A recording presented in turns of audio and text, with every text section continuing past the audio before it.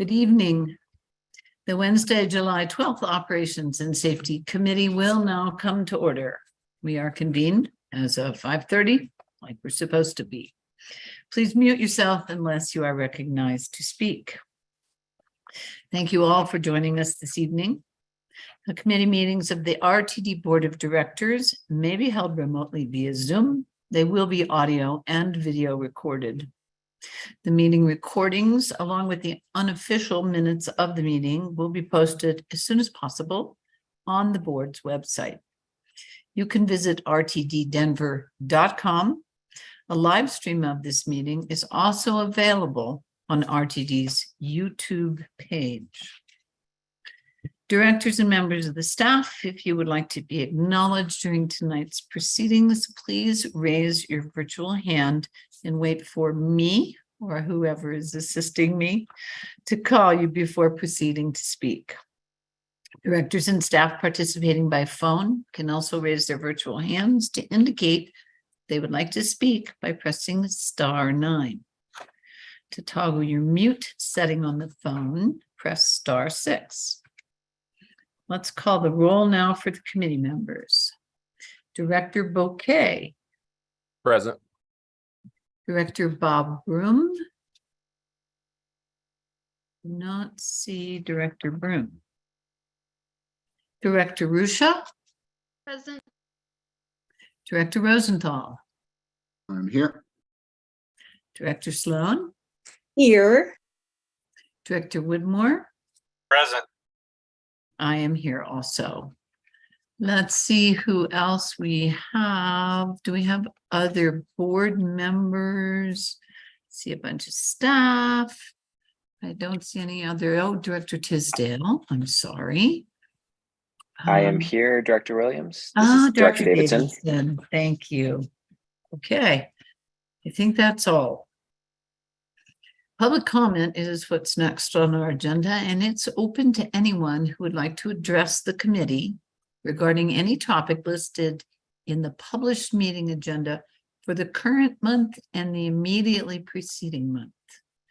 If you wish to speak, please raise your virtual hand or press *9 on your phone. During this time, the committee will not offer any direct response or comments. However, if you would like to be contacted regarding your public comment, please email the board office at rtd.boardoffice@rtd-denver.com after the meeting. Jillian, are there any hands raised for public comment at the moment? There is. We have phone number ending in 2733. Whoever is attached to that phone number, staff will unmute you in just a moment. Please bear in mind that by participating in this process, you are being recorded. If you do not wish to be recorded, your comments will need to be submitted in writing. Comments can be submitted to the board office at the same address I gave earlier. Speakers, please begin your remarks by stating your name. Each speaker will have 3 minutes to speak, and our first speaker is whoever is attached to that phone number.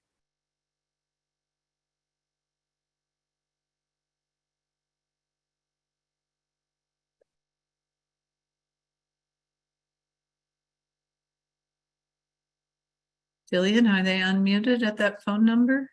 They are unmuted. They can go ahead.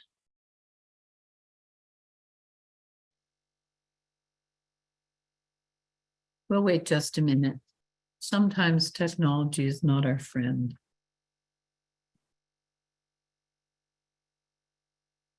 Okay, is that the only speaker we have tonight, Jillian? That is all that we have. We did receive one email from Richard Bamber. I did read that email and take note of it. Okay, with no other participants in the queue, we will close the public comment period at this time. There are no information items from external entities at this meeting. There are 4 recommended actions on the agenda this evening. The first action is related to the September 2023 Title VI Service Equity Analysis. And the action calls for the Board of Directors to adopt the Title VI Service Equity Analysis Report for the September 2023 service changes to comply with federal laws, regulations, and guidelines related to Title VI of the Civil Rights Act of 1964. Do we have a motion? So moved, Bouquet. Second, Sloan. Thank you. I think at this time that Carl Green, the Director of Civil Rights, and Jesse Carter, the Senior Manager of Service Planning and Scheduling, will present this item. Gentlemen, the floor is yours. Madam Chair, thank you. I'll go ahead and pull up the screen here.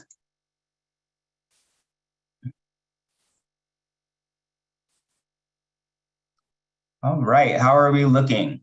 Good to go? Yes, sir.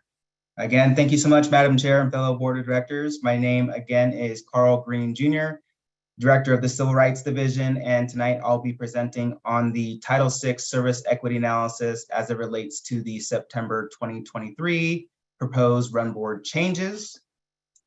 So just to give you an overview of what to expect, similar to yesterday, I will be providing an overview of the proposed service changes.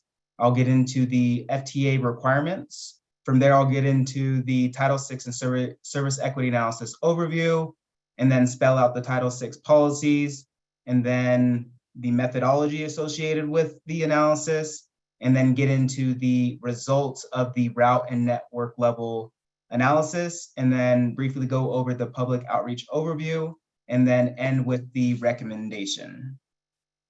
So just to give you a sneak peek in our COO Michael Ford and Senior Manager Jesse Carter of Senior Manager of Service Development. Jesse Carter will be presenting more finer detail of the associated changes, but just to give you an overview, there are 26 proposed changes, and 8 of which are modified services. We have 12 seasonal adjustments, and then we have 6 services that fall under the on-time performance adjustment category.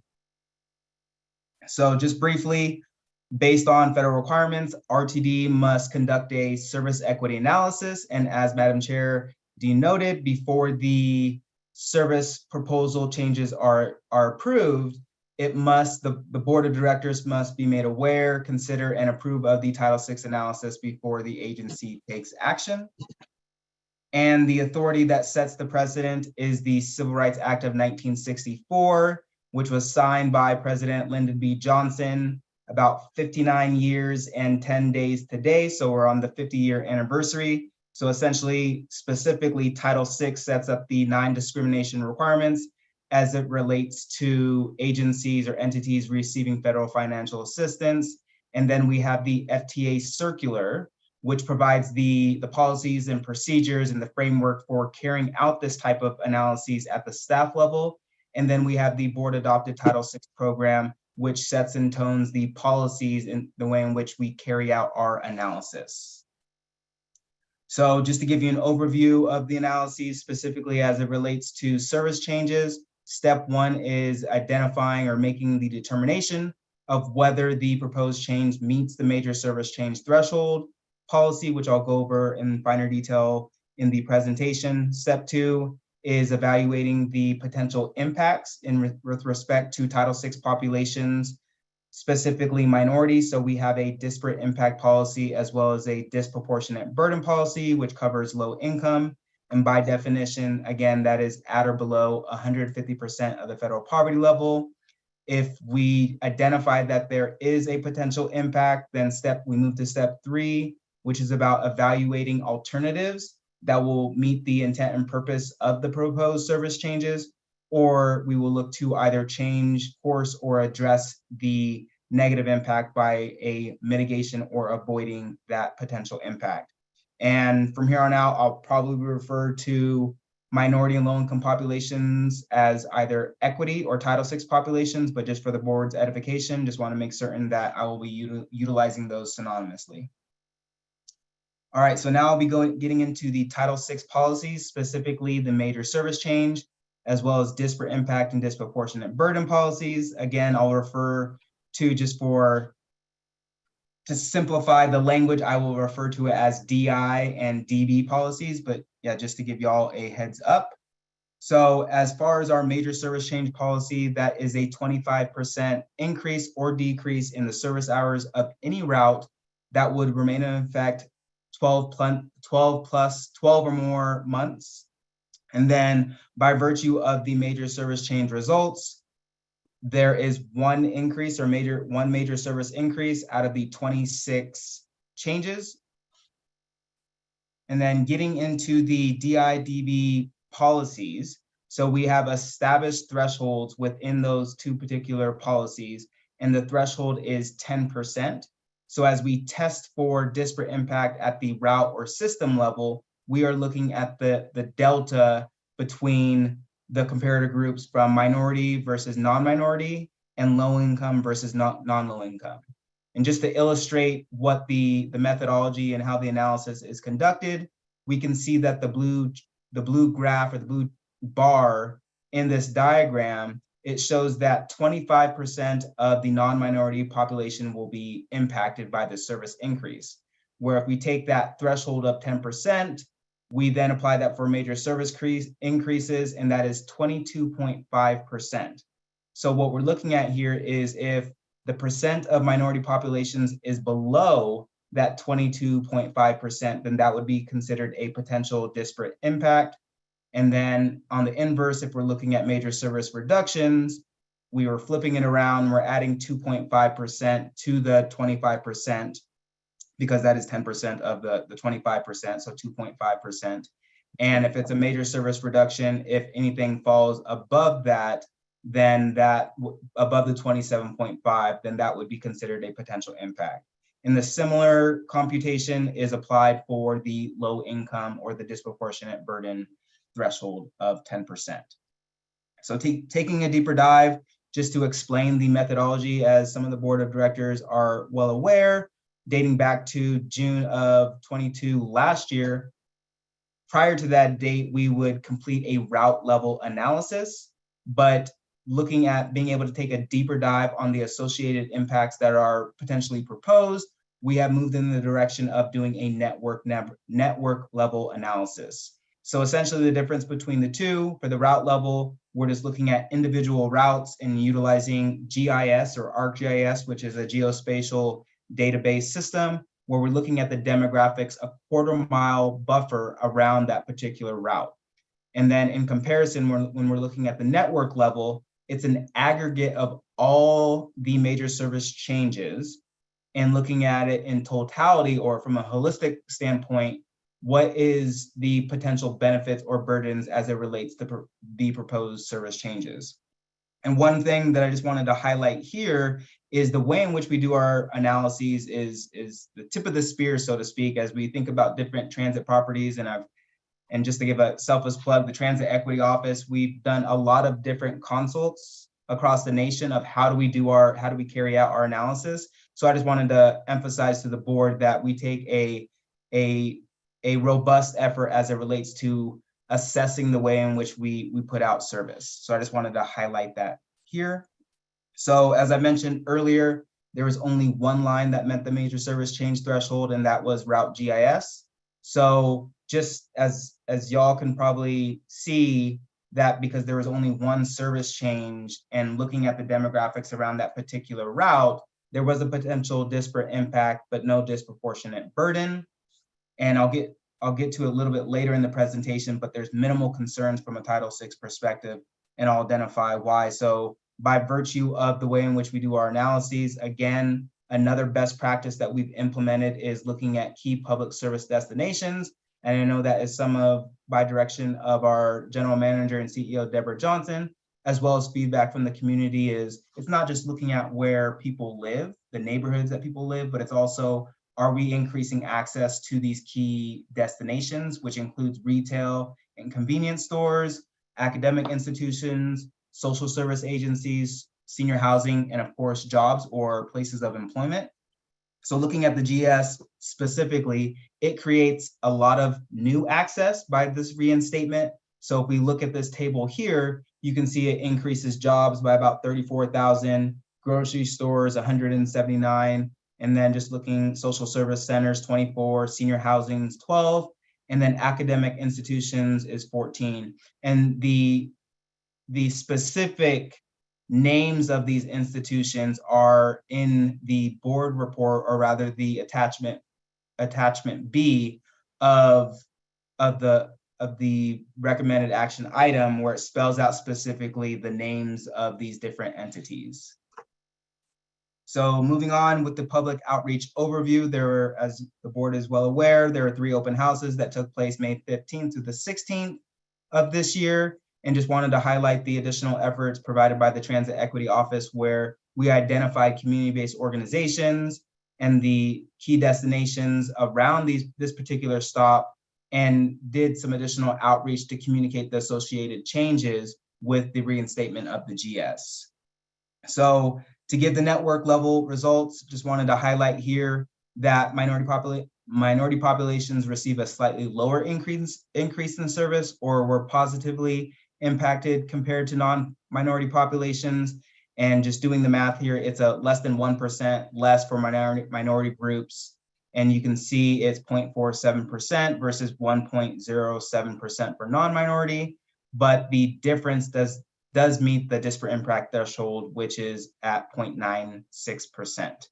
Whereas as we look at low-income populations, they do receive a greater increase in service, and they were more positively impacted compared to non-low-income populations, and there is no disproportionate burden. So the conclusion, as we look at the overall, everything that went into this assessment, the GS reinstatement, it does serve above average low-income populations compared to the overall service district average. And the GS reinstatement increases access to those key public service destinations, which I mentioned earlier. But if we think about this third bullet point, is something that I do want to highlight, which is baked into this assessment, is if we look at the 25 minor changes of the proposed changes, comparing equity populations versus non-equity populations, they're more positively impacted in total with those minor changes that are being proposed. So again, just ending with, just wanted to let you all know that there is minimal Title VI concerns at the route and network level, which then brings me to the tail end of this presentation, is for the board of directors to approve the September 2023 Title VI service equity analysis. So with that being said, I'll now open up the floor to any questions.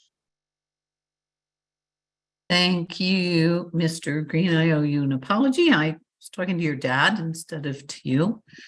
No worries. Got to say the junior, that's really great work. And so directors, if you have questions or comments, please raise your hand and I will call on you. Okay, I don't see any hands up. Am I missing any, Jillian? Okay, we're going to go to the vote then. I heard the mover was Director Bouquet and the second was Director Sloan. And I'm going to make this simple. Are there any no votes on moving this action forward? No, you're a very quiet group tonight. Okay, with Director Guzman, I neglected to acknowledge you earlier and I apologize. And did Director Broom join us? No. So we Yes, he did. Director He Broom's did. here. Director Broom, you're here. Okay. I'm here. So with 1, 2, 3, 4, 5, 6, 7 yes votes and no votes, the motion passes. And we will move on to the next part. Okay, we got to go through a bunch of these tonight. The second action is for service change for the board of directors to approve the September 2023 service changes as revised and summarized in the attachment A, and to authorize the general manager and CEO or her designee to execute contract amendments as necessary for private operators impacted by these changes. Do we have a motion? So moved, Whitmore. Thank you. Second? Sloan, second. Thank you, ma'am. I heard Director Whitmore and Director Sloan. Michael Ford, who is our Chief Operations Officer, and Jesse Carter, the Senior Manager of Service Planning and Scheduling, will present this item. Gentlemen, you have the floor.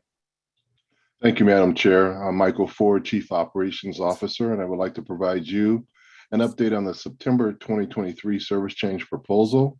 As you know, staff brings to you 3 service change proposals over the course of a year's time for discussion and subsequent recommendations, which is in alignment with the collective bargaining agreement known as the CBA with the ATU Local 1001 for frontline operator selection of work. Ridership levels are currently at 175,000 boardings on the transit network. In commensurate with RTD system optimization plan, which facilitates an interest in increasing service, this exercise is done in conjunction with RTD's resources, which then dictates the level of service increases, modifications, and/or adjustments needing to be executed for the coming service change. Efforts to increase staffing levels have continued, resulting in a positive increase in both recruitment and retention. However, our rail and bus operations staff levels remain lower than budgeted headcount, which limits the capacity to increase service as proposed in the system optimization plan. By way of discussion, the guidelines contained in the strategic plan most directly relate to addressing customer excellence, thus improving on-time performance, maintaining contractual compliance, and adjusting service levels to match service and ridership demand. Staff is guided by the board adopted service change principles, and in your board packet, you will see a breakdown, a summary of proposed service changes, service improvements, service reductions, and seasonal adjustments to account for travel patterns. Also in your board packet is a complete breakdown of the public hearings/meetings that were conducted on Monday, May 15th at 12 p.m. That was virtual. There was another one conducted at 5:30 the same day at 1660 Blake in rooms T and D. And finally, Tuesday, May 16th at 5:30, which was virtual.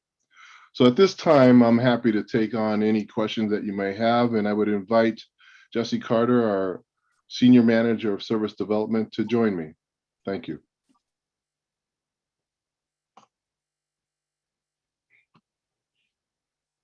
Madam Chair, you are muted. Well, that's a nice change, isn't it?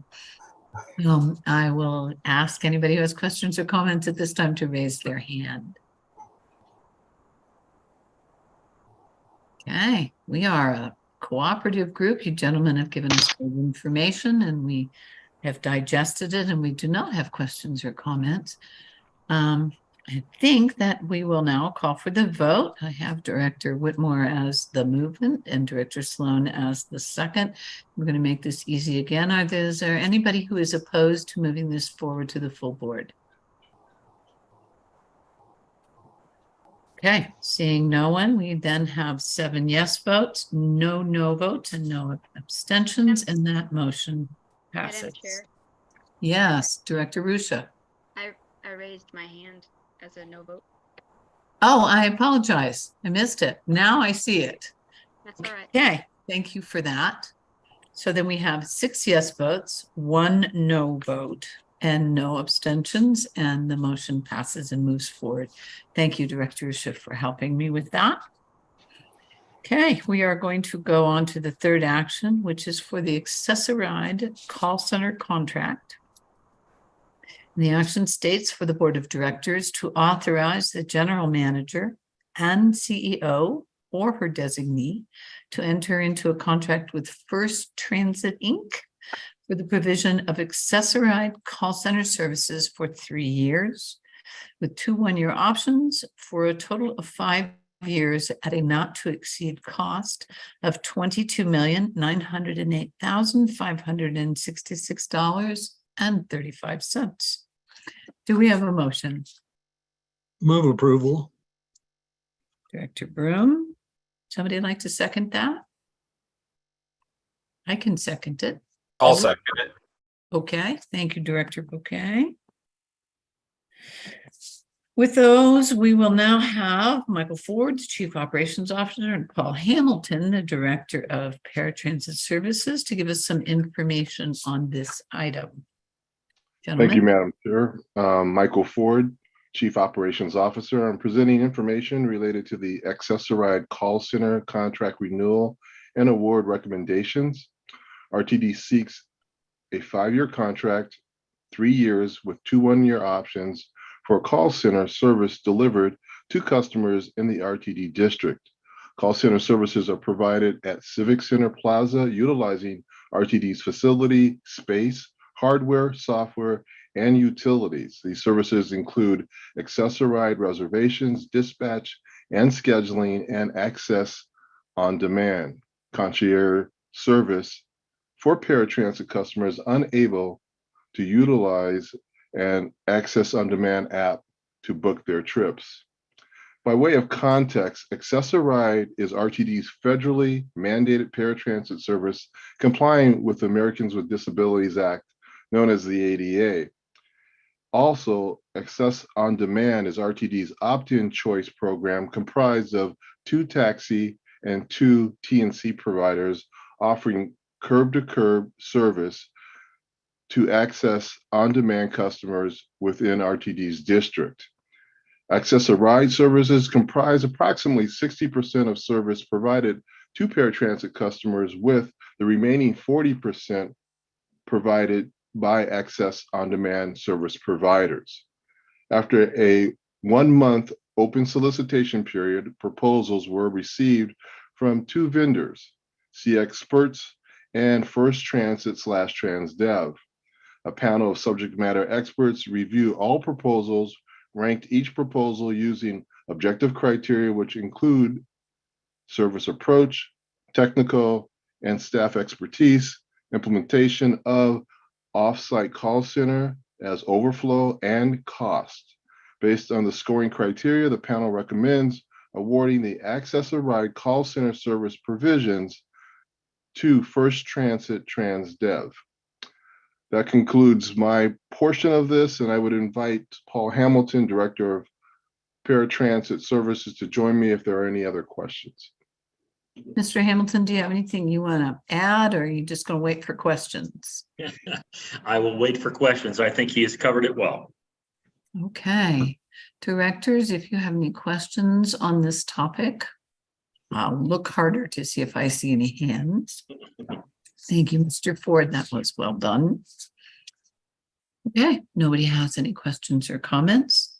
We will count the votes. Are there any no votes on moving this action forward? Director Rusha, I see your hand. I will count you as a no vote.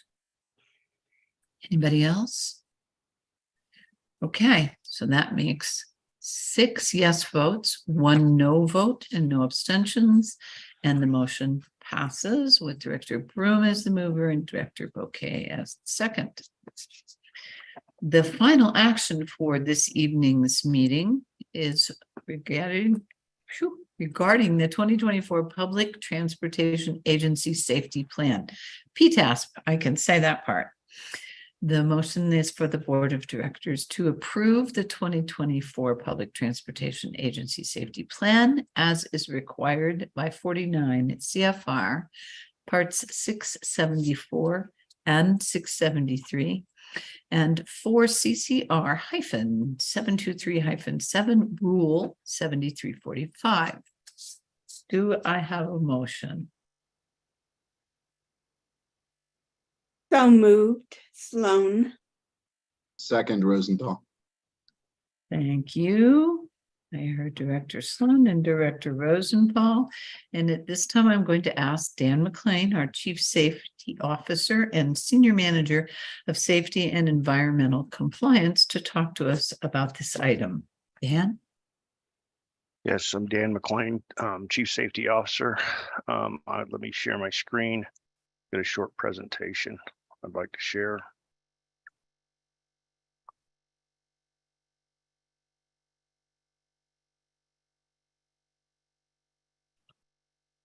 So this is a submittal of the 2024 Public Transportation Agency Safety Plan. the background is we are aligned with the strategic plan. We made those efforts 2 years ago, such that we didn't have separate diverging priorities and competing objectives. They're all aligned and incorporated in the strategic plan, so it helps us all pull in one direction. It aligns with our values, our shared values, really focusing on employee, contractor, and customer safety. We're required to have this in place, as the chair indicated, by several federal regulations and state regulations that require us to do that. Some of the changes that occurred in this version were driven by the bipartisan infrastructure law that was passed in 2021. So what is the PTASP? It's an annual snapshot of the safety management systems, and it documents what safety management systems and processes we have in place, the activities, the policies and procedures. It includes safety performance targets, and it's required to be reviewed, updated, and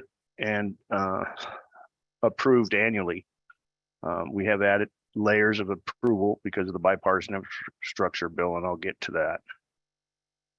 What is a safety management system? It is a formal, top-down, agency-wide, data-driven safety management approach. It's a set of interconnected and interdependent processes that enable safe and healthy workplaces, prevent work-related injuries and illness, and continually work to improve the safety performance. The Plan, Do, Check, Act is the continuous improvement cycle that is associated with all management systems, and it's really driven by the leadership and management commitment. The 24 PTASP, what's new? The largest thing is we do have and have formed a charter and are having meetings with our joint labor management safety committee.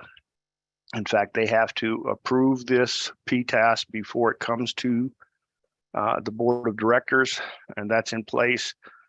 It's the charter is one of the exhibits that's attached in the packet. We have included 3-year rolling average and targets for the safety performance indicators indicated in the National Transit Database and required by the National Public Transportation Safety Plan, as required by the bipartisan infrastructure law. And also we have incorporated by reference, and it is in the exhibit, the Emergency Operations Base Plan, which has been an outstanding issue, corrective action plan for the Public Utilities Commission, and we were required to update that for the last 2 years. And it was called out in our last submittal that we would have it done before we resubmitted. What are the performance targets in the National Public Transportation Safety Plan? It includes fatalities, which is the total number of fatalities and the rate per vehicle revenue miles by mode, injuries, total number and rate per vehicle revenue mile, safety events, number of reportables and the rate per vehicle mile, and system reliability, which is the mean distance between mechanical failures by mode. Those have their unique definitions in NTD and in the Public Transportation Safety Matrix. We are now tracking those and have a 5% goal reduction or improvement on reliability. These are the other safety performance targets that are included in the 2024 PTASP, focusing on the on-the-job injuries, the number of lost days. The 2 highest categories we've had historically has been slip and falls and strain injuries, and we're looking to maintain the system reliability. But again, I said we're looking for a 5% improvement in system reliability.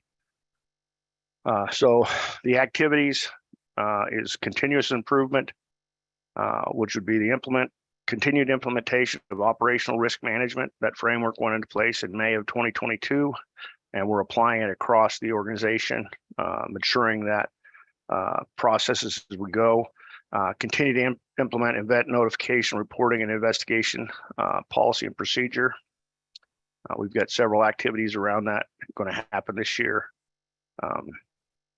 leadership and employee safety skills training, pre-job safety briefings, and high risk and non-routine activities. We have had some requests out of our two productive union joint labor management committees around this very topic. Next steps. Today is Wednesday, July 12th. It's to the Operations and Safety Committee for review and discussion. Hopefully it gets pushed forward for the board to approve it. Once it's approved, we will submit it to the PUC for approval. This 2024 Public Transportation Agency Safety Plan will be in effect from the remainder of 2023 and the full calendar year of 2024. Questions? Great job, Dan. Thank you very much. Directors, if you have any questions or comments, now would be the time to raise your hand. Director Broom, I see your hand up. Thank you, Chair. I was going to inquire, since we're talking about safety, is there anything that the board should be aware of that should be put in the budget for next year to carry out, the goals of this particular plan?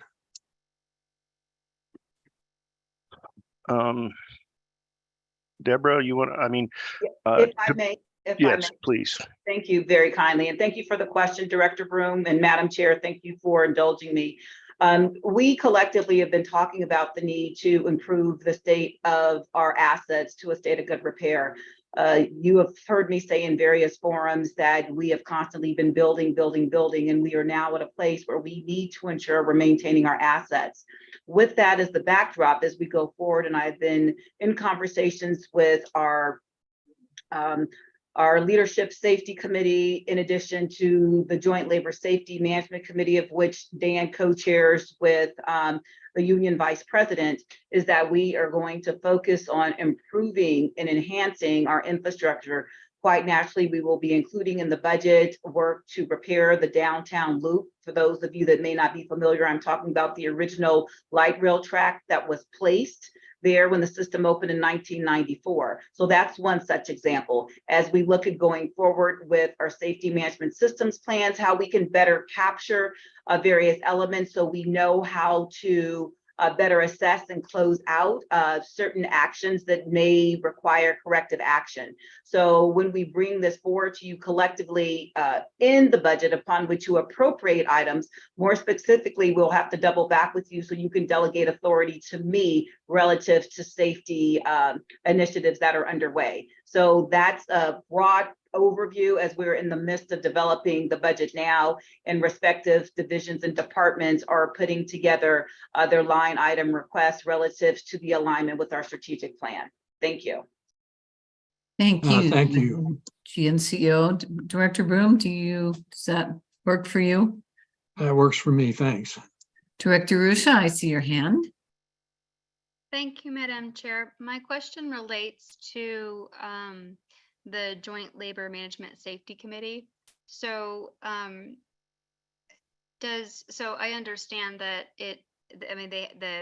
the joint group has to approve this plan before it comes before us. Does that have to be a unanimous approval? What is the threshold? And could you share how many members were in support of this plan?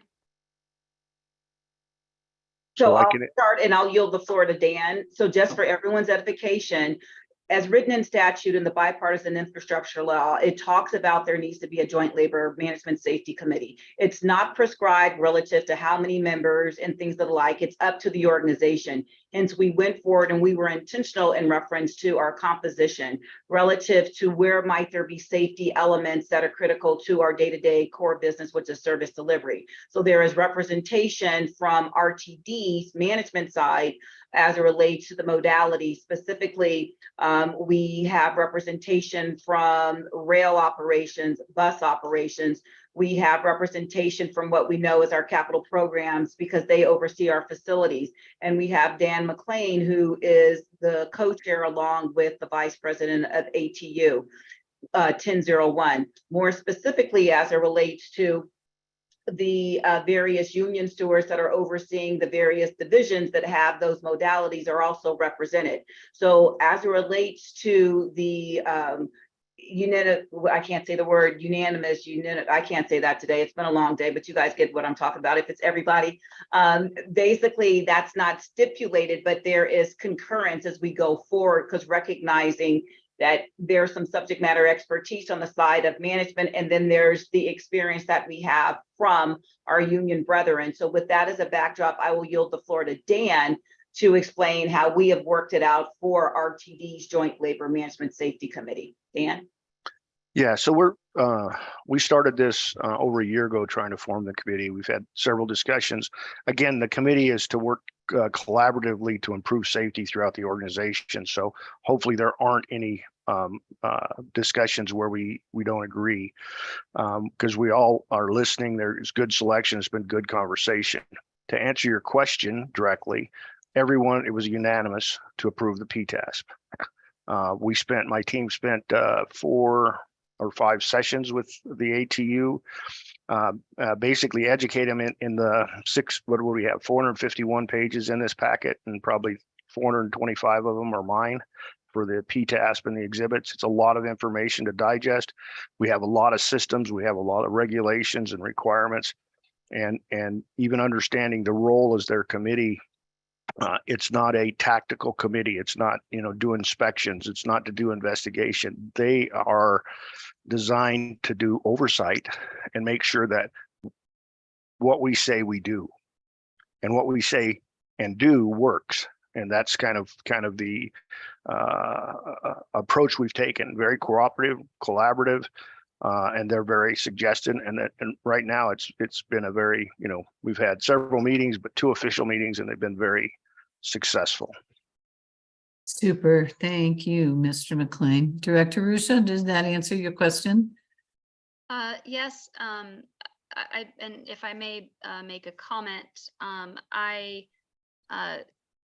have worked with labor organizations and for labor organizations in previous roles, and a joint labor management structure can really be effective in any industry. And so I'm very pleased to see the representation that the GM CEO described and what I see here in the packet, and also to hear that that there was consensus and it was unanimous. And so if the local gives it a thumbs up, this director will give it a thumbs up. And I thank you for staff's efforts in that collaboration. Thank you, Director Russo. Okay, so now I don't see any other hands up. Not missing anybody? Okay. Let's go to the vote. We have Director Sloan as the movement and Director Rosenthal as the second. And again, I'm going to ask, are there any no votes on moving this action forward to the board as a whole? Seeing none, we have 7 yes votes, no no votes, no abstentions, and that motion passes. So we're doing good work here tonight, ladies and gentlemen. Thank you again, Dan. Appreciate it. Okay, there's one discussion item on the agenda this evening, and that item is a human resources update. And I believe Charlene, boy, I can't say it. How do I say it? Poledge? No. Is that right? No. Polegi. Polegi. You know, it's you guys always trick me with every time with that. Charlene, are you here to present this item? You're muted, Charlene. I'm using my desk, so I want to make sure. Can you hear me now? Now we can hear you. Yes, you have Great. the floor. Wonderful. So I'm going to work on sharing my screen. You may recall from my very first presentation to the Operations and Safety Committee didn't work. So I will start by saying Charlene Pelagi, Chief People Officer. My pronouns are she and her, and I am here to provide a human resources update for Q1 of 2023. I'll go ahead and look at sharing my screen here, if you just bear with me. I even have John here to help in case I mess it up. So I am looking at, let's see, here we go. Are you seeing everything or just the screen? You got it. We're seeing what we're supposed to see. Looking good. I had John come in beforehand to make sure that I didn't mess it up.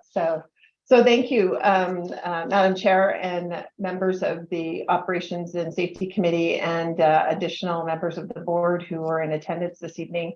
As I said, I'm going to present, I'll be providing regular updates at the request of this committee. They'll be quarterly. I appreciate that we are in July and this is for Q1. We will expedite, we will catch up for Q2 and then my preference would be to have them be on a very regular cadence.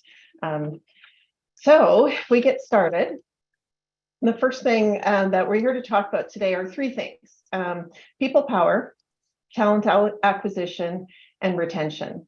And what we're looking to cover in people power effectively are our metrics for the quarter. And then as we talked about at the end of 2022, we're also just really focused on talent acquisition and retention. Those are the two core areas for HR. It's not to say that any other areas are not important, but the criticality of retaining and attracting talent into RTD is paramount. Again, this is for Q1 only, so the stats that I'll be providing with our people power are for January 1, 2023 to March 31st, 2023. I would like to just point of reference call out to the committee that in the discussion item report under people power, the second line, it reports the total number of employees for RTD as of March 31st. 2023, there is a typo. In the report, it indicates 2,685. In fact, you'll see in the presentation that was also included, it's 2,675. The correct number is 2,675, and that was a typo. And I apologize, I just wanted to call it to your attention. So looking at people power, if we compare, we're comparing the same quarter to 2022. So in Q1 of 2022, the agency had hired of full-time and part-time employees, this excludes contractors, 74 new hires.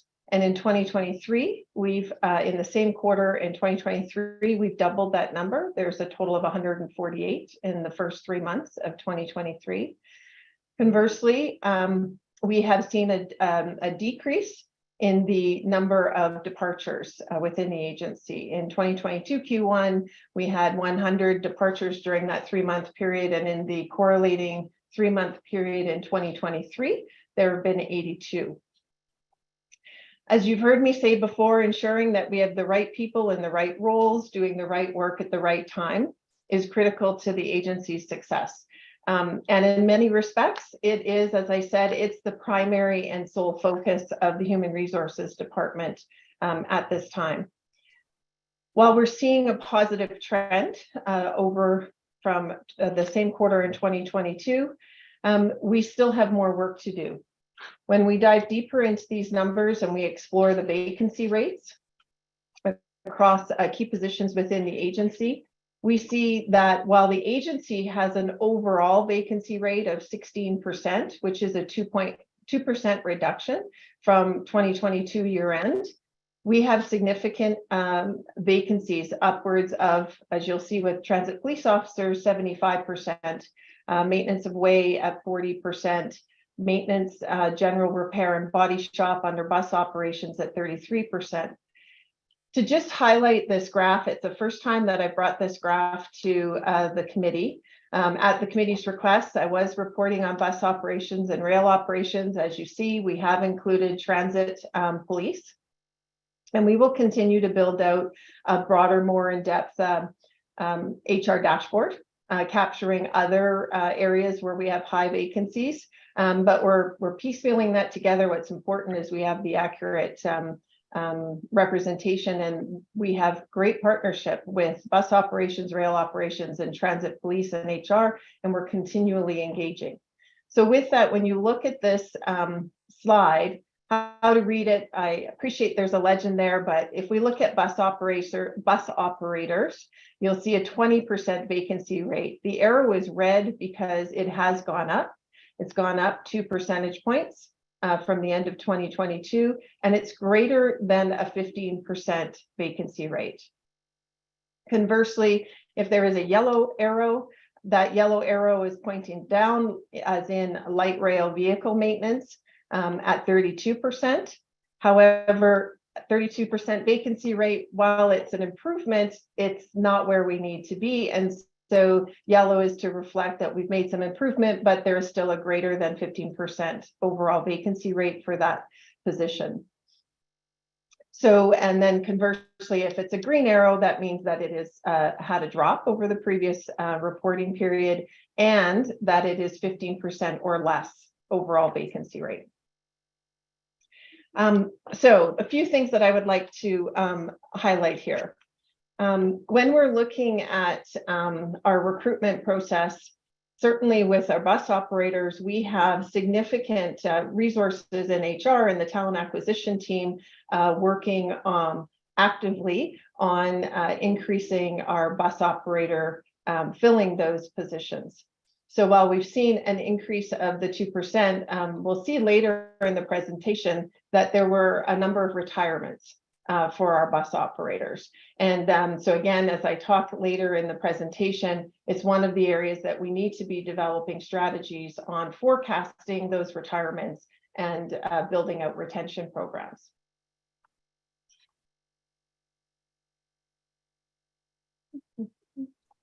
So talent acquisition, what are we doing? Those are our metrics. We know we've made some improvements. We're gaining some traction, but we still have a ways to go in some key areas. One of the ways that we're addressing that is with our applicant traffic. So here we're comparing again, you'll see throughout comparison in 2022 Q1 to 2023 Q1. And in 2022, our applications received for open active RTD positions were 1,822. That number in the same period in 2023 has increased by just shy of 1,000 applications. So in the first 3 months, we received over 2,800 applications for open positions within RTD, pardon me. That said, as we know, the competition for talent remains fierce. As I stated in the 2022 year end, our focus remains steadfast. We need to attract significant numbers of talent who have specialized skill sets in a short period of time. And then once we hire them, we need to provide an employee experience that makes them choose to stay. With respect to that talent acquisition and the ability to attract applicants, pardon me, an increase of 55% is significant. When we look at, to explore deeper, we want to look at where are we sourcing these applicants from. In comparison to 2022, in 2023, the solid majority of those applicants are coming directly through the RTD website. When we look at that traffic coming through our website, that demonstrates a clear link between a direct link to the work and collaboration within the communications and engagement team. It is increasing RTD's profile within the Denver metro area. And it is drawing a key thing. What gets me excited about our traffic going through our RTD website is because I might be interested or have an interest in a bus operator position or a service and cleaning position. But when I get to the RTD website, I now see all the positions that we have available. And so instead of just being a sole focus applying through a LinkedIn ad or an Indeed ad, When they get into our website, they see and have opportunity for all positions. Additionally, when we're looking at this, employee referrals continues to be a solid resource for applicants. As I said previously, I'm a big fan of employee referrals because our employees know they know the expectations, they know the culture, they know who we are and what RTD has to offer. They understand the mission, the vision, and we are more likely to recommend and encourage our colleagues, family, friends to join an organization, and those individuals will often be like. And so we're seeing an increase in employee referrals, and we're also working on a deeper dive to see if that conversion rate, to use an HR term, if that conversion rate of an employee referral actually returns a longer retention. So as we're looking at turnover, are our employee referees, are we retaining them? Why is all this important? Why is applicant traffic important? Well, this slide is to reflect that according to the U.S. Department of Transportation, now these are May stats because things are not getting better. They're actually, the competition is getting worse. It's becoming more intense. Unemployment rate fell 0.9 percentage points from 4.5% in May 2022. Additionally, the May 2023 rate is below the pre-pandemic rate of 4.5%. And that date was May of 2019. So to put this in context, in May 2020, the unemployment in the transportation sector reached its highest level during the COVID-19 pandemic, and that actually was 15.7%. I do want to highlight that given the volatility of the labor statistics in 2020 and 2021, because of the impact of the pandemic, for our purposes, for benchmarking purposes, we will be using 2022, or we are using 2022 in the Human Resources Department to assess progress and to get a more accurate picture of what's actually happening in the market. It's clear that the transportation sector, as a whole is feeling a significant impact. We're not alone in this challenge.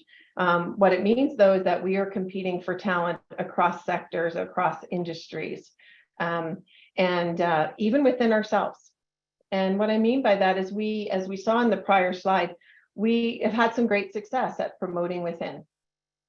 However, when we promote within, which we fully support and encourage for employee growth and development, we then now need to fill their position. And so it doesn't change our overall vacancy rate, and it doesn't change where we are competing for talent. So it's really critical that we reach applicants in real time, and that we have an understanding of the genesis of that applicant traffic, where is it coming from? Because that allows us to do work with the communications and engagement team to specifically target specific outreach activities. And then we also need to be able to, what I say, respond in kind.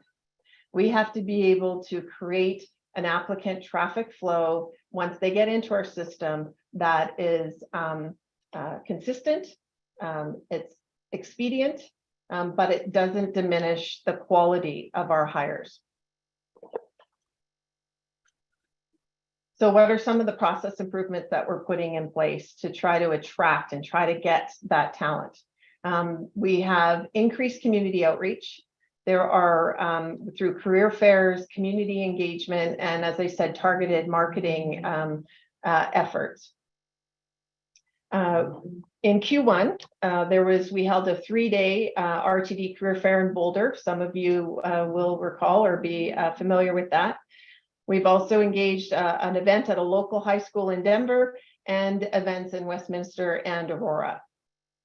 Additionally, to address the increased applicant traffic and the agency's ability, as I said, to move potential applicants through the process,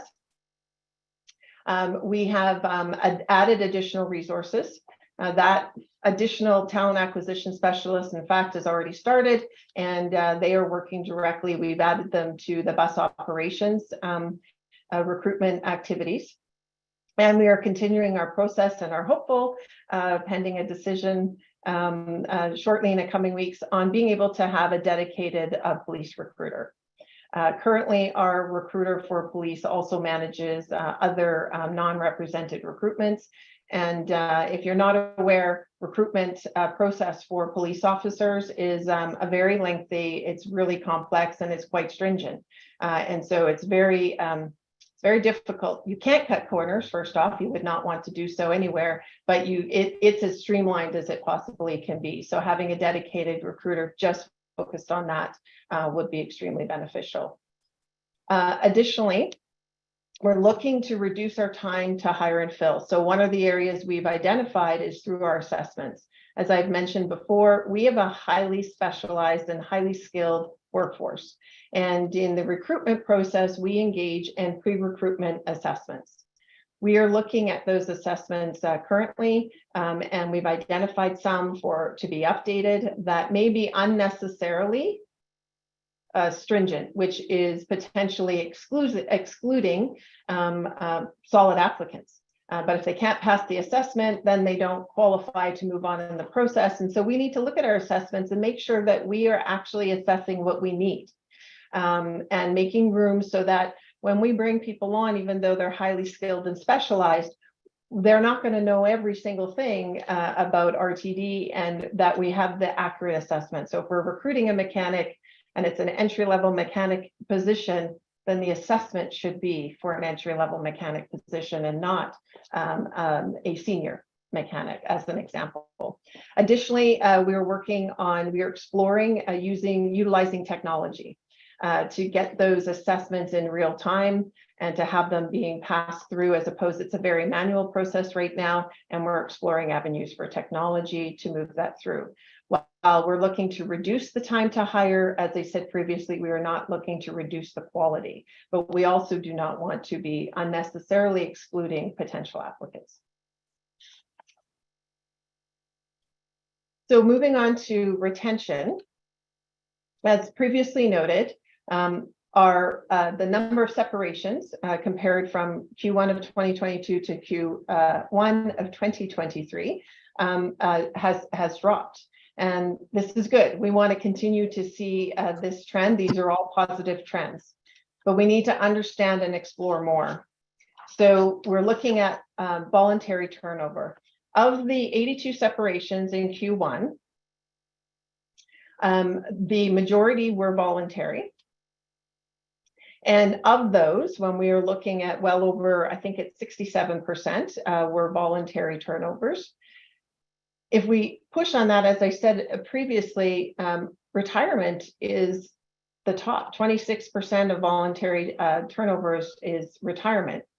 That shouldn't be surprising, because we would hope that all people, that they're retiring, not choosing to go elsewhere, but that retiring, they've fulfilled their career with RTD. We are going to be working on building out models so that we can predict this and then adjust our recruitment activities accordingly. However, pushing a little bit deeper, what's also really interesting that we are exploring is that nearly 50% of the voluntary separations were either other employment, so they chose to depart RTD for other employment, family reasons, or job abandonment. And just for clarification, job abandonment is they just stop coming into work.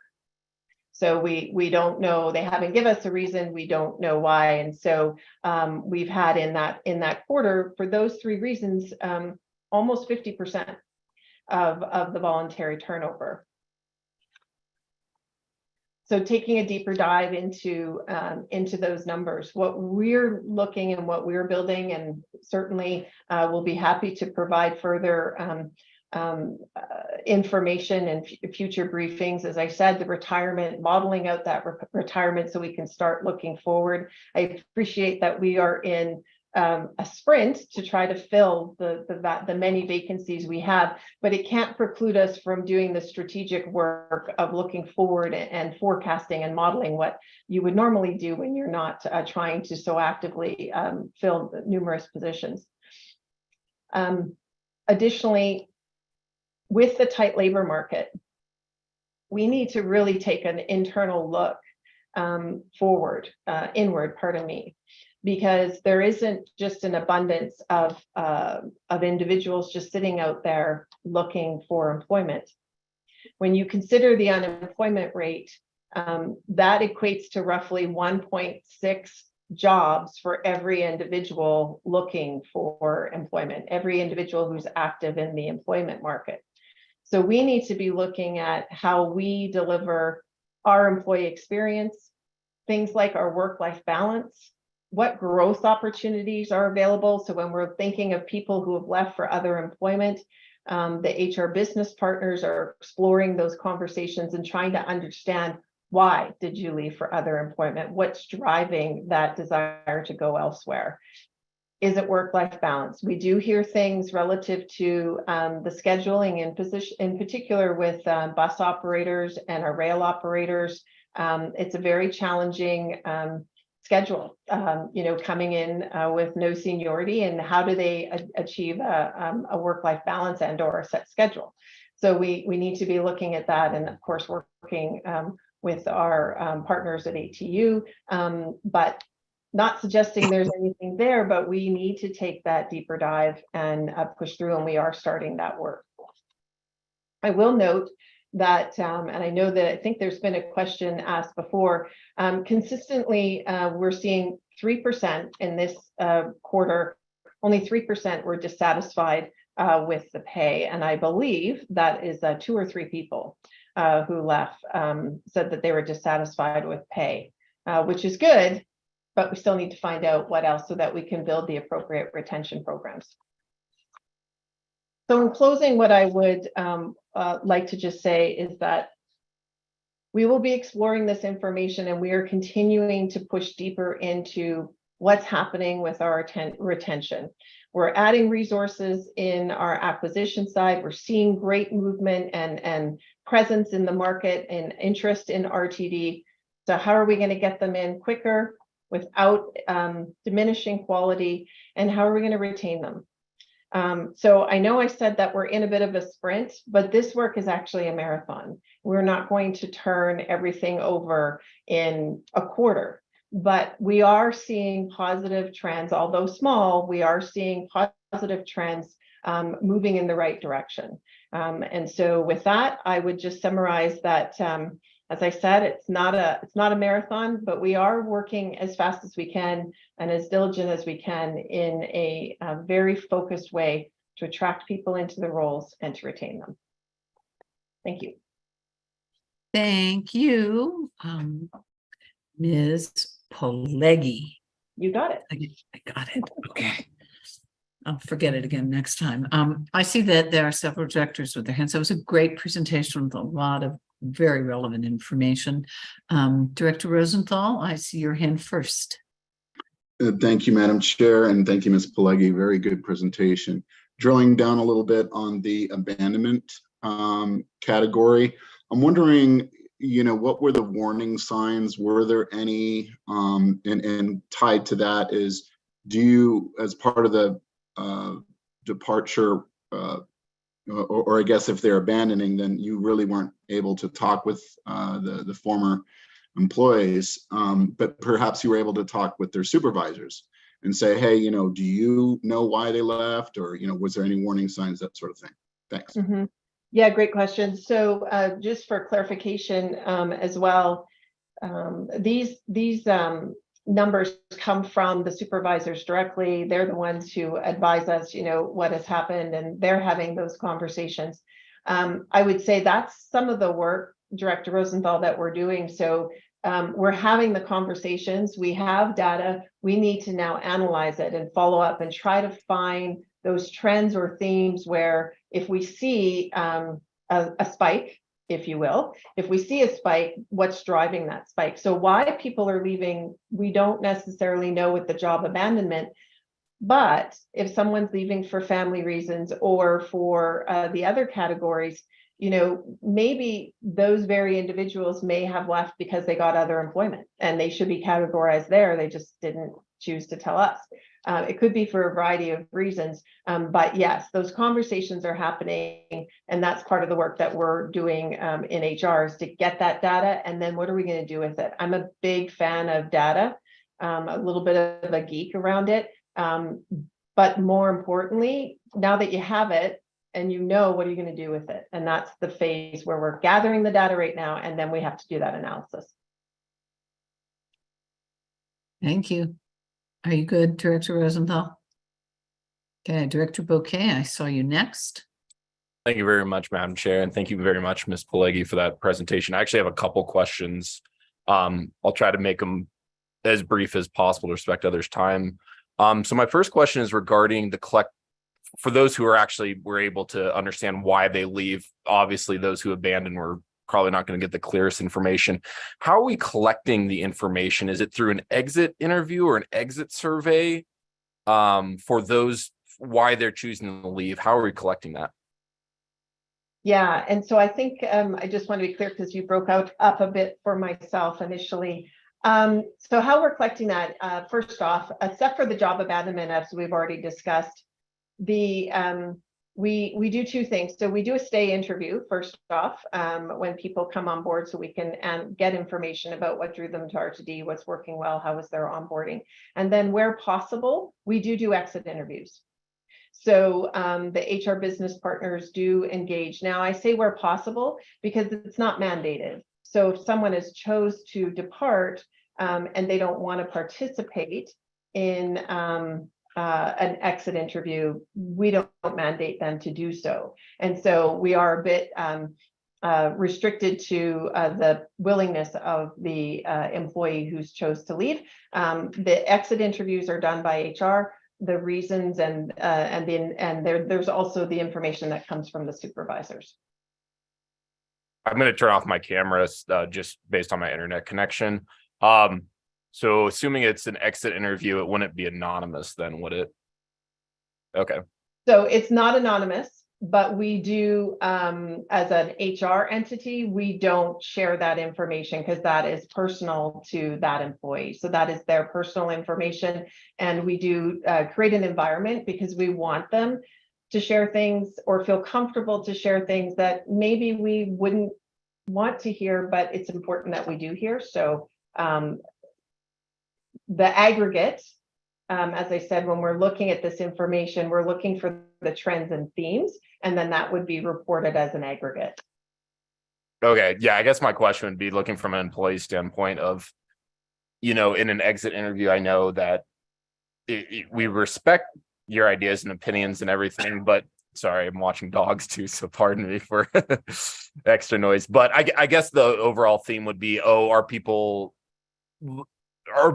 being truthful in an exit interview ultimately, I guess would just kind of be the overall thing that I would look at. Do we collect how long each employee was with RTD before exiting? We do.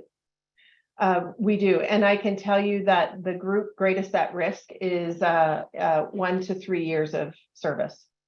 Okay, that's exactly information that, if possible, for the Q2 report or Q3 report, that'd be excellent for us as a board of directors to look at.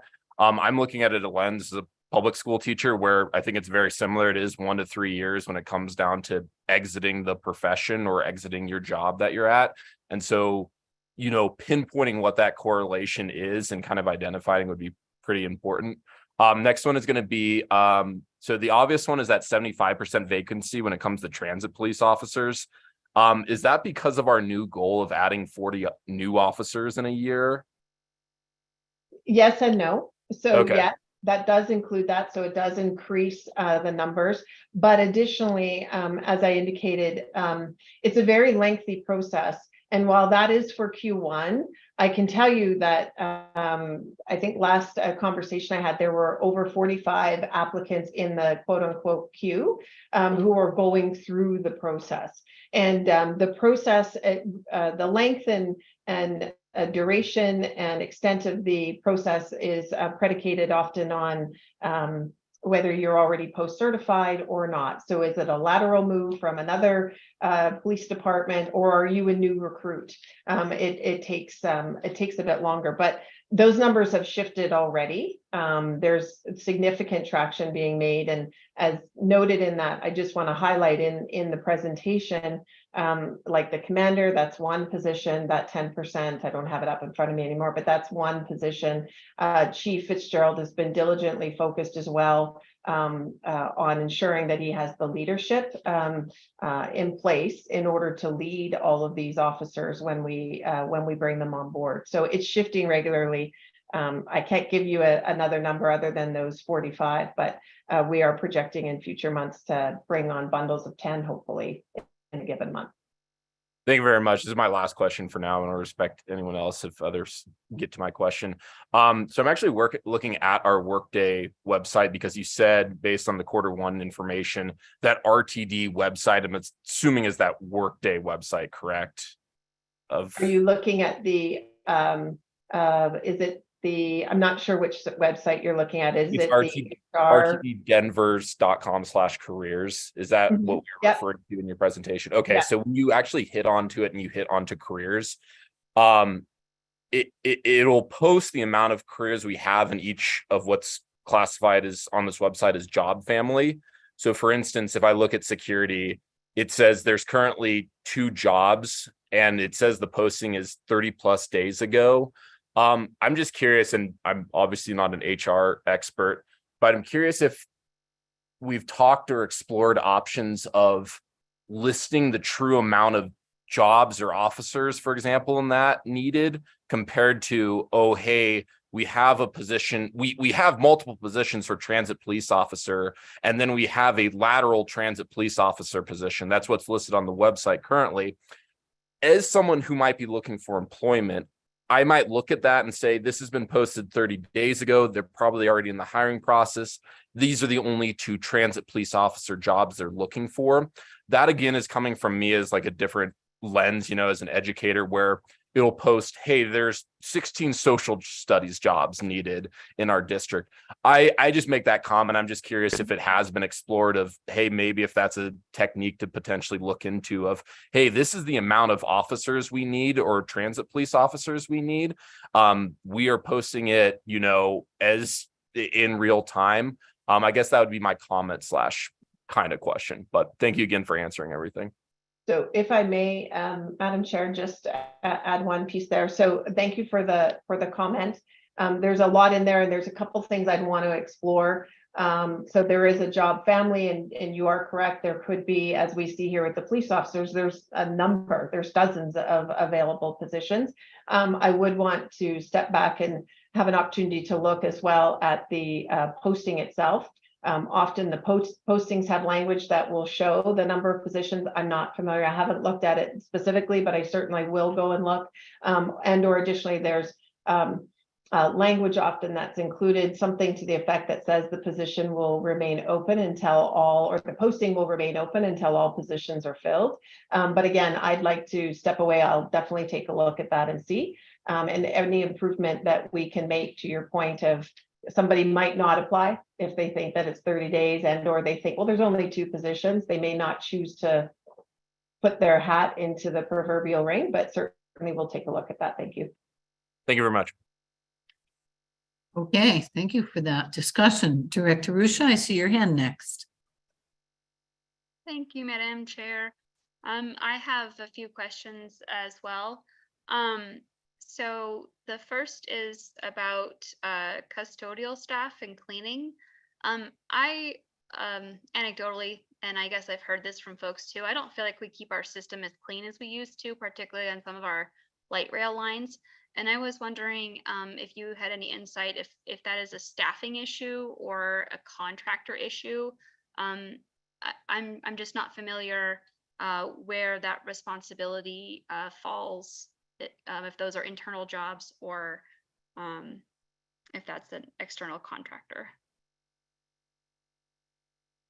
If I may, Director Rusha, first off, I would point out that there has been a significant increase or decrease decrease in vacancy rate, increase of full-time and part-time RTD staff who have been hired within the service cleaning and category. In fact, that vacancy rate is now sitting at 14%.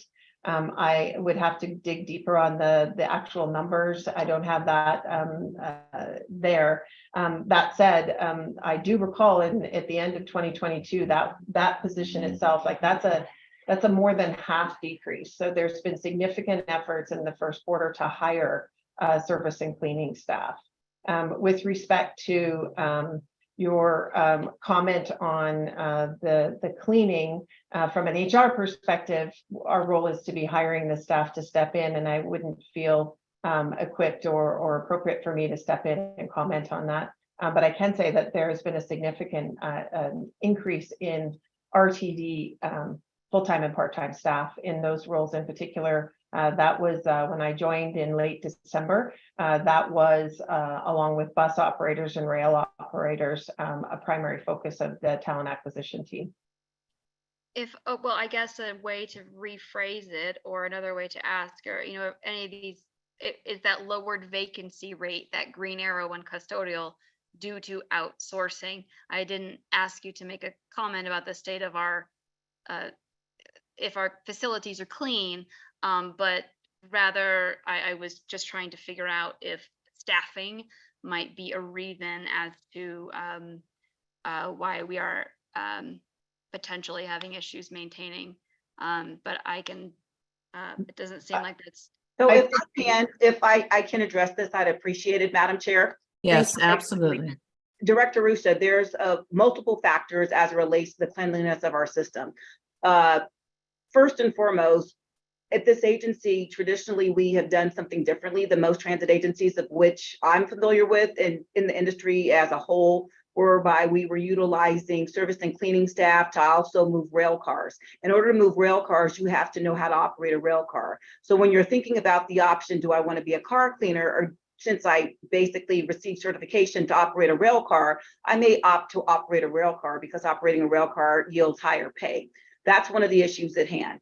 Secondly, as relates to contracted staff, recognizing that we as a leadership team have had conversations because we recognize that we are dealing with a myriad of different factors that basically did not germinate from our own doing as a regional transportation provider, but are byproducts of the community as a whole. So when somebody is cleaning a rail consist before it pulls out into service delivery, there could be a multitude of different issues that happen while that train is in service, thereby limiting the ability to clean such rail car. While we've asked our light rail operators to walk through the consist and pick up trash and debris and things of that nature, that's not really clearly incorporated into their job description, but there has been a willingness on the behalf of our team members to do that, but recognizing some of the behaviors, and this was clearly called out and specified during the public comment period at the June 27th meeting, one could clearly understand how there could be some trepidation and reluctance on behalf of our train operators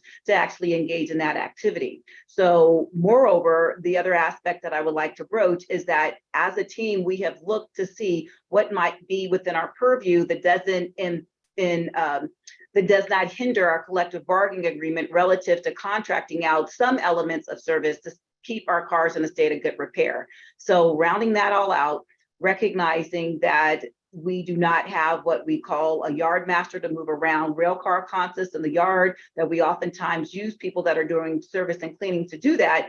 That position is hard to recruit for, recognizing the requirements and the pay that's required. So we are taking steps to see what might we do going forward.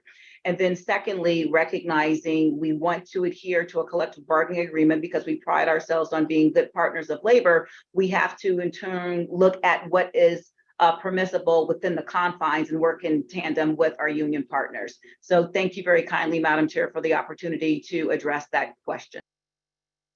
Thank you. Director Rusa, did that answer your question? That was a more thorough answer. I appreciate it. I had a few more related to the other slides. So the first was the, and I don't remember what slide we were on, but where it says deeper dive. So page 450 in the packet, 14 on the presentation on the turnover percentages. So this adds up to 78%. And from my understanding, unless I misunderstood, folks were only given the opportunities to select one of these options. Is that correct? Or they could select multiple? They could Okay. select multiple. There's a Okay. primary reason and then there's a secondary. However, individuals don't always provide a secondary. Okay, thanks. Because I wasn't sure if it wasn't adding up to 100% because not everyone filled it out, or if it wasn't adding up to 100% because there were multiple options selected. And then the other comments, question I guess I had is that I've heard, and I've heard this for years, but even more recently, that they've applied for jobs and haven't heard back. That they don't get like even a confirmation email. And I was wondering if that is something that we have changed yet in terms of communications, or if there's a plan for that, even just like an automated email, or if you could address that. So thank you, Director Risha. I will follow up with our talent acquisition manager. First off, yes, it does take a long time. It takes longer. When I say long time, it takes longer than we would like. There's no hiding that to get back to candidates. And that's why adding additional resources. And as you can see, if we've had an increase of nearly 1,000 applicants in 1 month, that's great. But we have to be able to use an HR term, we have to be able to process and to review and assess those candidates. So we are working on that, and we are not where we need to be. And I will own the state of where we're at today. With respect to if they receive a confirmation email or not, I will follow up and respond back if that permits yourself and yourself, Madam Chair, because I believe that the system does provide an automatic response that your application has been received. If they do get something. Now, if you're asking, I want to affirm that happens. I believe that does. I'm pretty certain that happens every time automatically. If it is the ask of, I've applied for position A and I've got that email, and then it's 3 weeks to 3 months later and I still haven't heard anything, that's likely because that position is still being recruited to. Once the position is closed is when all notifications would happen. So I just want to clarify, is it they're getting zero response, or they're not getting the response that says, we regret to inform you that you were not the selected applicant? Well, what I had heard from one person is that they didn't get a confirmation email. So I don't know if it's a bug in the system or maybe just certain job postings. But I wanted to flag that. And then and then I have a clarifying question based on what you just said. Did you say that when a job closes, does that applicant get a notification that they were not selected for that position? What I'm trying to ascertain is like what automatic communications go out from Workday, not manual, but the automatic ones. Right. I will confirm. Thank you for the flag on the confirmation email, because certainly we want to make sure that we are responding and that the system is doing what it's designed to do.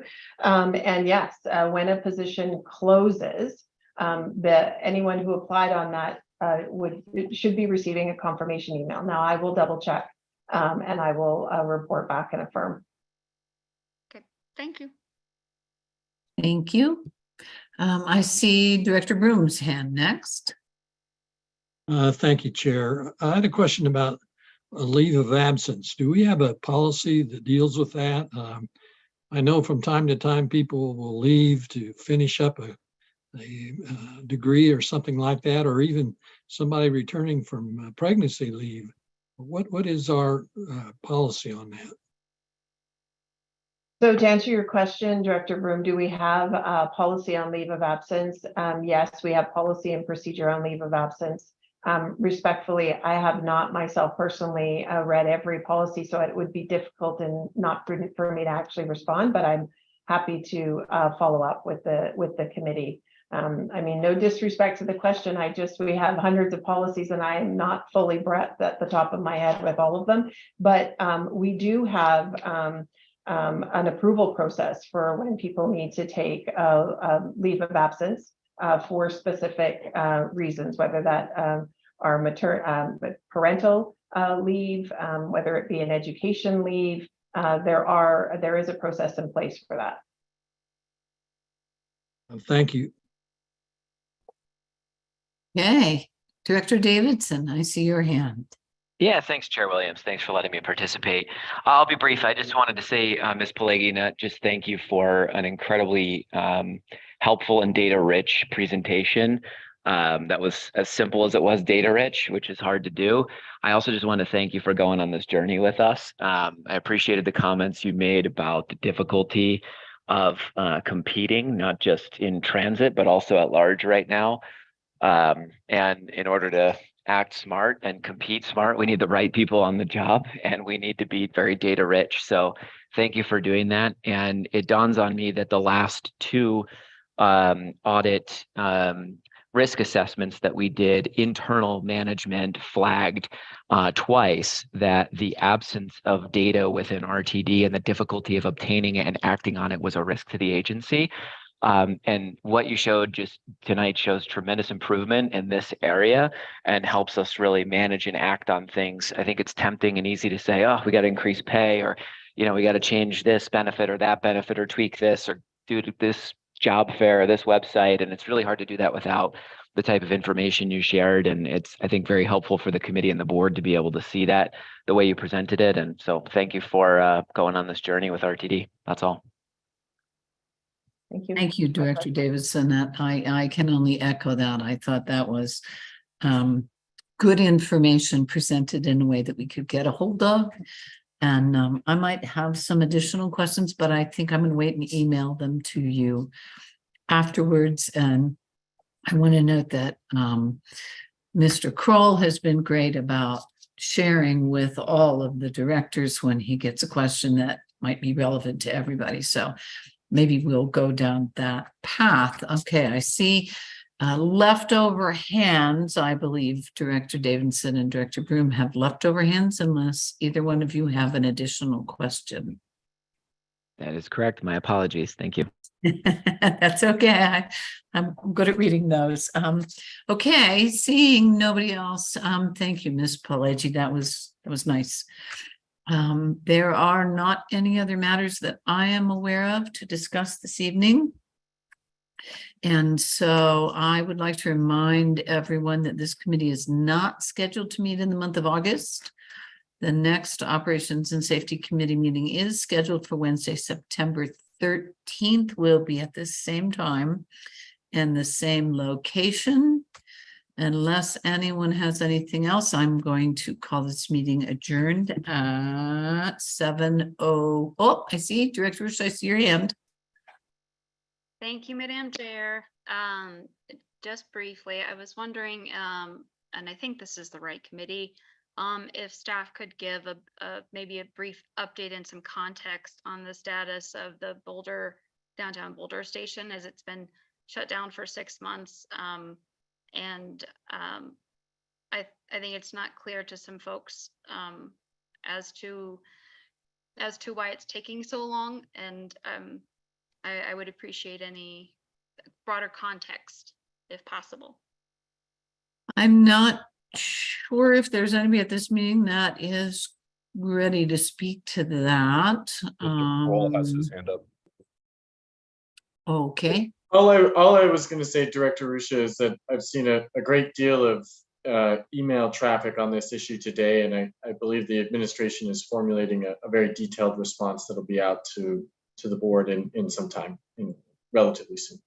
I don't know, CEO Johnson, if you wanted to add to that. Yes, if I may, keeping in mind that as it relates to what's happening at Boulder, we have provided communique relative to what we needed to do in reference to replacing the HVAC systems and things of the like, very analogous to what we did when we encountered the issue with our elevator due to the rainwater and all of the implications. Some of these elements are beyond our control. So recognizing that we are working on getting information, and once we have that available, we will disseminate that. We have been in communication with members of the Boulder County Commission and the representatives, specifically the chair, and we have participated in meetings, and we have had discussions, and we are providing a report that will be disseminated going forward. And we're in the process of doing that quite naturally. We want to ensure that there is information that will be useful. We have been communicating with our customers and working with our partners within the city of Boulder as well,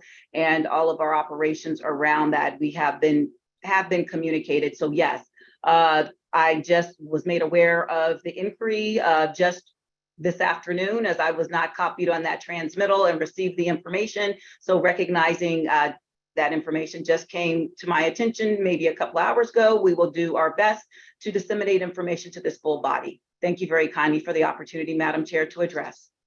Absolutely. Director Rusha, you good waiting till we all get an answer? Yes, of course, as long as the answer's coming. Thank you. Yes, ma'am. Okay, one more time. All right, let's see. What do we get now? We've gone to 7:05, and I'm going to call this meeting adjourned, and I'll see you all in September. Thank you.